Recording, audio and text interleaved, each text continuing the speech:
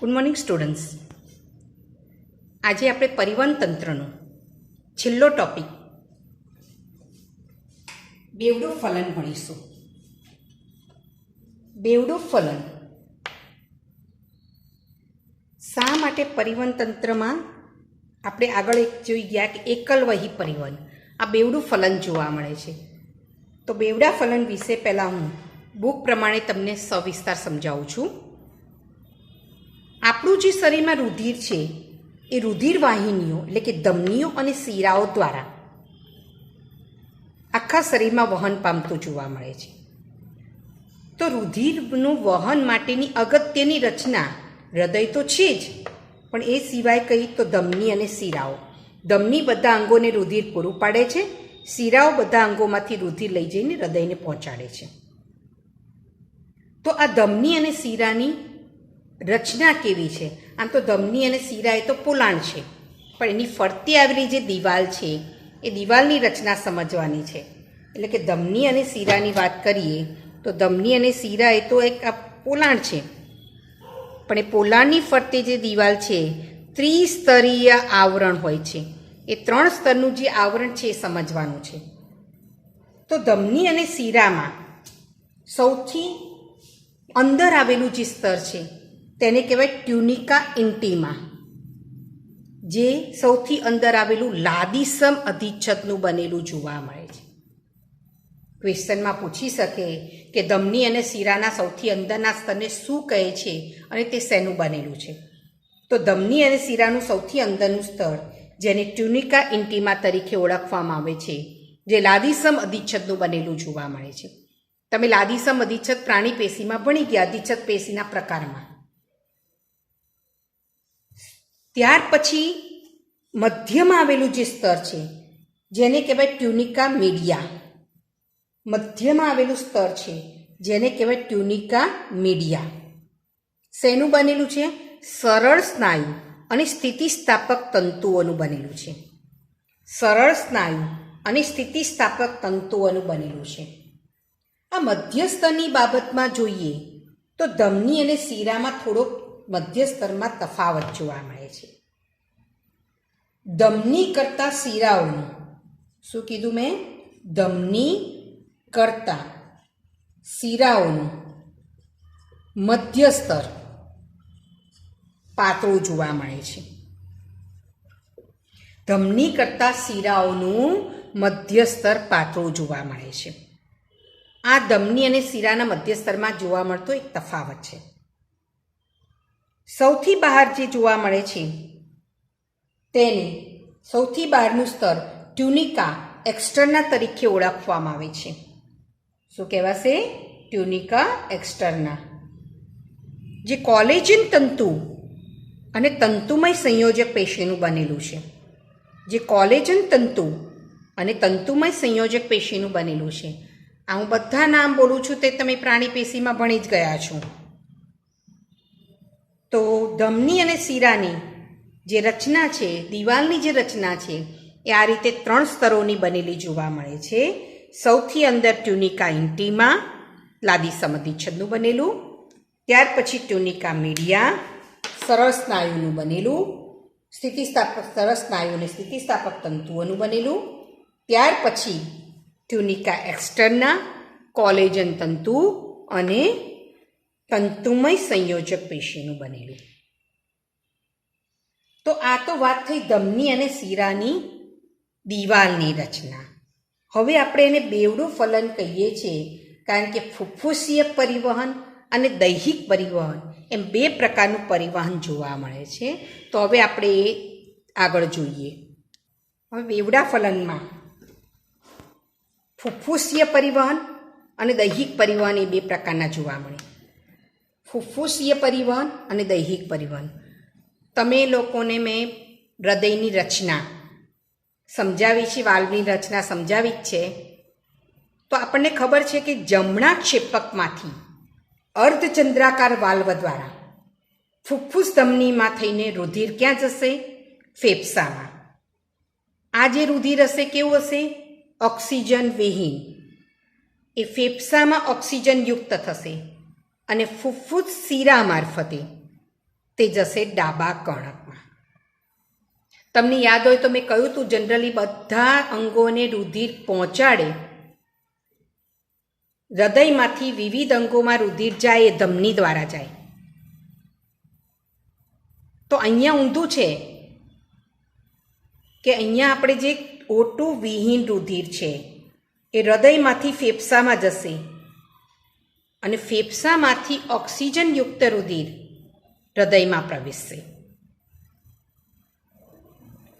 અહીંયા આપણે બે પ્રકારના જે ફુફ્ફુસીય પરિવહન તંત્ર જોયા, એટલે કે ધમનીમાં અહીંયા ઓક્સિજન વિહીન રુધિર હશે, શીરામાં ઓક્સિજનયુક્ત રુધિર હશે, જ્યારે બાકીની બધી જ ધમનીમાં ઓક્સિજનયુક્ત રુધિર હોય છે અને શીરામાં ઓક્સિજન વિહીન રુધિર હોય છે.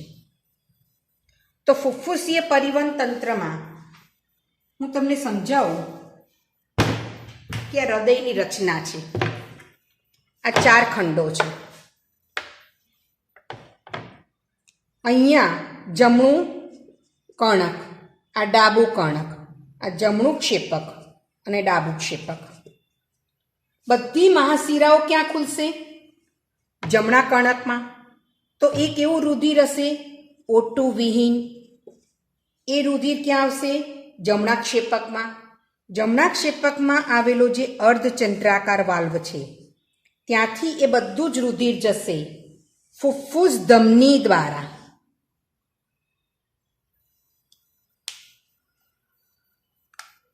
ફેફસામાં જશે. ધમની કેવા પ્રકારનું રુધિરનું વહન કરે? ખરી રીતે O2 યુક્ત. પણ અહીંયા કેવું રુધિર ગયું? O2 વિહીન. ફેફસામાં એ રુધિરમાં ઓક્સિજન ભળશે અને એ O2 યુક્ત રુધિર ફુફ્ફુસ શિરા મારફતે હૃદયમાં ડાબા કર્ણકમાં જશે. તો જમણા કર્ણકમાં ઓક્સિજન વિહીન રુધિર છે, ડાબા કર્ણકમાં O2 યુક્ત રુધિર છે.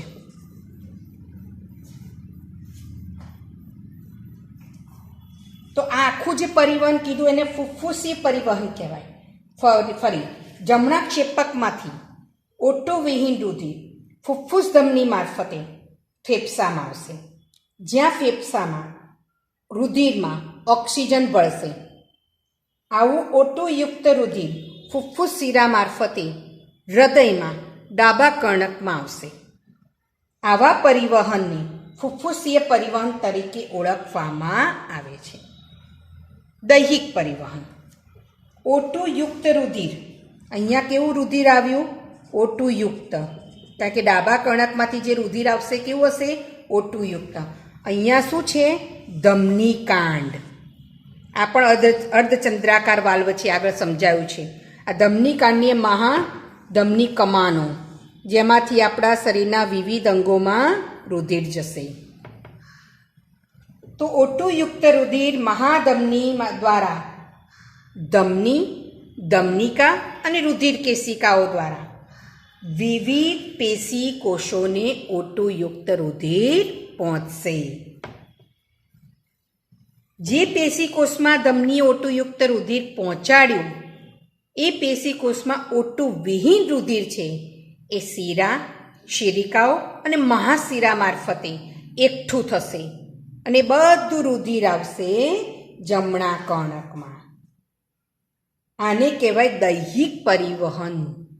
તો પરિવહન, બેવડું પરિવહન કેમ કહેવામાં આવે છે? કે આપણું રુધિર અશુદ્ધ રુધિર જે હૃદયમાં આવે, O2 વિહીન રુધિર જે હૃદયમાં આવે, એ O2 યુક્ત રુધિર બનવા માટે ફેફસામાંથી પસાર થવું પડે છે. તો તેને બેવડા પરિવહન તરીકે ઓળખવામાં આવે છે. ફરી ફુફ્ફુસીય પરિવહન, આ આકૃતિ તમે ધ્યાનમાં રાખજો. હવે એનું વર્ણન આપણે કેવી રીતે લખવાનું છે જોઈએ. બે પ્રકારનું પરિવહન, ફુફ્ફુસીય પરિવહન તંત્ર, દૈહિક પરિવહન તંત્ર. ફુફ્ફુસીય પરિવહન તંત્રમાં શું કીધું મેં? જમણા ક્ષેપકમાંથી O2 વિહીન રુધિર ફુફ્ફુસ ધમનીમાંથી ફેફસામાં આવે છે. સામાન્ય ધમની જે રુધિર લઈ જાય બધા અંગોને એ કેવું હોય? O2 યુક્ત હોય. પણ અહીંયા કેવું કીધું મેં? O2 વિહીન. યાદ રાખજો, એક જ ધમની એવી છે જે O2 વિહીન રુધિરનું વહન કરે છે અને તે ફુફ્ફુસ ધમની. એક જ ધમની એવી છે કે જે O2 યુક્ત ધમનીનું વહન, O2 યુક્ત રુધિરનું એક જ શિરા એવી છે કે જે O2 યુક્ત રુધિરનું વહન કરે છે, અને એ છે ફુફ્ફુસ શિરા. તો જમણા ક્ષેપકમાંથી O2 વિહીન રુધિર ફુફ્ફુસ ધમનીમાંથી ફેફસામાં આવશે. ફેફસામાં એની અંદર ઓક્સિજન ભળશે. એ O2 યુક્ત રુધિર ફુફ્ફુસ શિરા મારફતે ડાબા કર્ણકમાં આવશે. ચલો, દૈહિક પરિવહન તંત્ર. આપણા શરીરમાં જે પણ રુધિર ધમની, ધમનિકા અને રુધિર કેશિકાઓ મારફતે વહન પામે છે, પેશીકોષ સુધી પહોંચે છે. પણ એ ધમની, ધમનિકા અને સિરિકામાં રુધિર આવ્યું ક્યાંથી? તો આપણા જે ડાબા ક્ષેપકમાં જે O2 યુક્ત રુધિર છે એ ધમની કાંડ મારફતે મહાધમની કમાનોમાં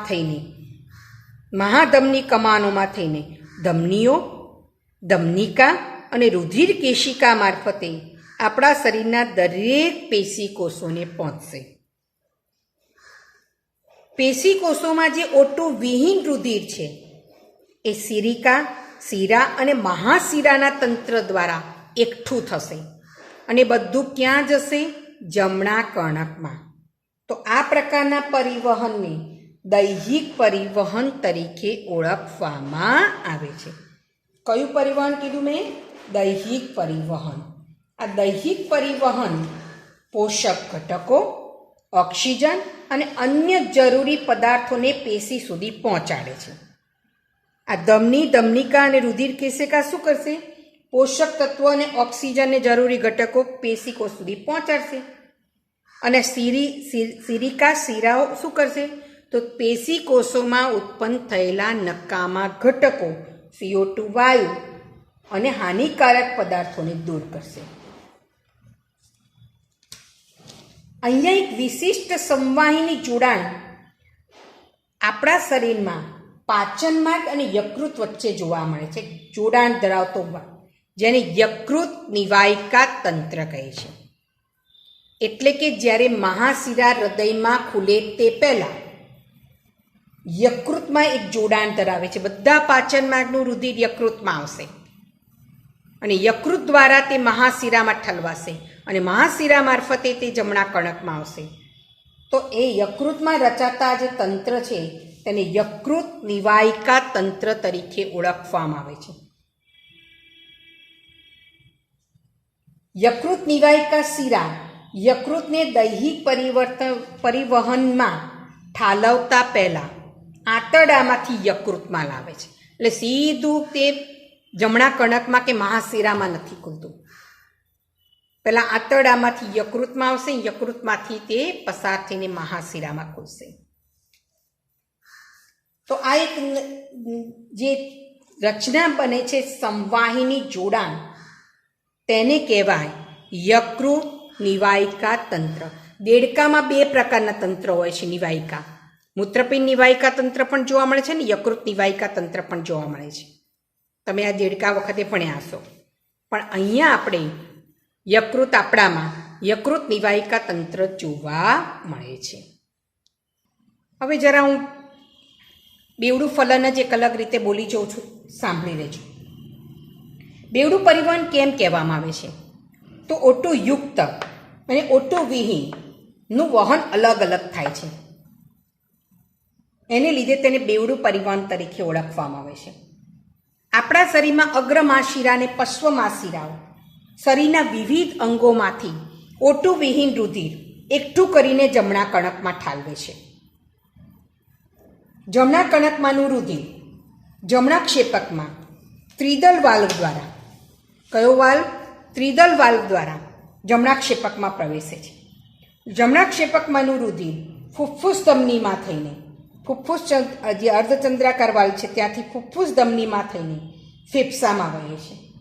ફેફસામાંથી ઓક્સિજનયુક્ત રુધિર ફુફ્ફુસ શિરા મારફતે ડાબા કર્ણકમાં આવે છે. ડાબા કર્ણકમાંથી O2 યુક્ત રુધિર ડાબા ક્ષેપકમાં આવે છે અને ડાબા ક્ષેપકમાંથી O2 યુક્ત રુધિર ધમની કાંડમાં થઈને ધમની, ધમનિકાઓ અને રુધિર કેશિકાઓ મારફતે વિવિધ અંગોને રુધિર પહોંચે છે. આમ હૃદયના જમણી તરફના ખંડોમાંથી રુધિરને ડાબી તરફના ખંડોમાં, જમણી તરફના ખંડોમાંથી રુધિરને ડાબી તરફના ખંડોમાં પ્રવેશવા માટે ફેફસામાંથી પસાર થવું પડે છે. આથી અહીંયા હૃદય બેવડા પંપ તરીકે વર્તે છે. પહેલાં પંપ કરીને રુધિર બધું ફેફસામાં ઠલવે છે અને બીજી વાર પંપ કરીને રુધિર બધું ધમની કાંડમાં ઠલવે છે. આમ અહીંયા હૃદય કે શેના તરીકે વર્ત્યું? બેવડા પંપ તરીકે વર્તતું જોવા મળે છે. ત્યાર પછી એક નવો ટોપિક છે હૃદ ક્રિયાઓનું નિયમન. જો હવે છેલ્લો ટોપિક હૃદ ક્રિયાઓનું નિયમન. હૃદ ક્રિયાઓનું નિયમન. હૃદ ક્રિયાઓના નિયમનની વાત કરીએ તો હૃદયની સામાન્ય ક્રિયાઓ, આંતરિક નિયમન, સામાન્ય ક્રિયાઓનું આંતરિક નિયમન વિશિષ્ટ સ્નાયુ એટલે કે ગાંઠ પેશી, આગળ ભણી ગયા ને એસે નોડ ઇવી નોડ, વિશિષ્ટ સ્નાયુ એટલે કે ગાંઠ પેશી દ્વારા સ્વયં નિયંત્રિત થાય છે. એને કોઈ આદેશની જરૂર નથી, સ્વયં નિયંત્રિત થાય છે. એટલે કે હૃદયને માયોજેનિક તરીકે ઓળખવામાં આવે છે. હૃદયની સામાન્ય ક્રિયાઓ આંતરિક રીતે અથવા તો આંતરિક રીતે તેનું નિયમન વિશિષ્ટ સ્નાયુ દ્વારા, ગાંઠ પેશી દ્વારા થાય છે અને તે સ્વયં નિયમિત થતી જોવા મળે છે. એટલે કે તેને માયોજેનિક તરીકે ઓળખવામાં આવે. સ્વયં નિયમિત થતી જોવા મળે છે એટલે તેને માયોજેનિક તરીકે ઓળખવામાં આવે છે.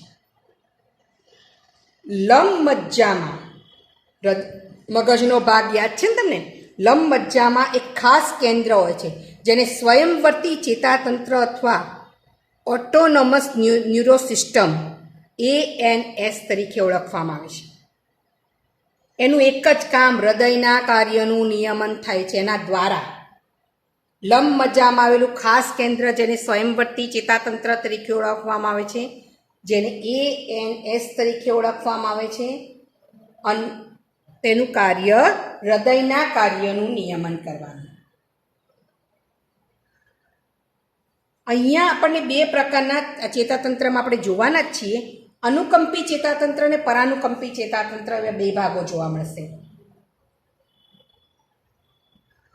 આ બંને ઓટોનોમસ ન્યુરોસિસ્ટમના જ ભાગ છે, સ્વયંવર્તી ચેતાતંત્રના જ ભાગ છે. અનુકંપી ચેતાતંત્ર, પરાનુકંપી ચેતાતંત્ર, પણ બંનેનું કાર્ય એકબીજાથી વિરુદ્ધ છે. અનુકંપીનું કાર્ય હૃદયના સ્પંદનનો દર વધારે, ક્ષેપકના સંકોચનનું બળ વધારે, હૃદયની કાર્યક્ષમતામાં વધારો કરે.